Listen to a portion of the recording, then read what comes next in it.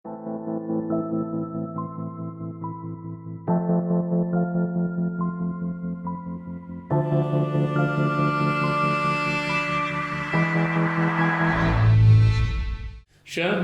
رمضان الذي أنزل فيه القرآن هدى للناس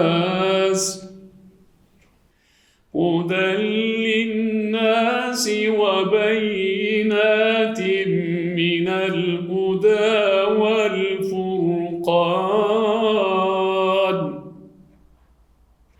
فمن شهد منكم الشهر فليصم،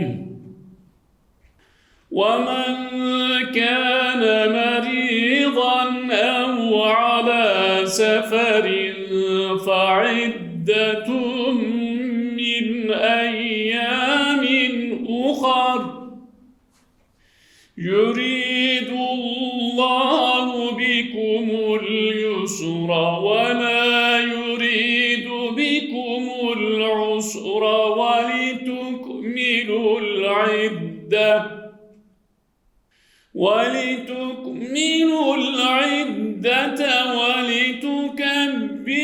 الله على ما هداكم ولعلكم تشكرون.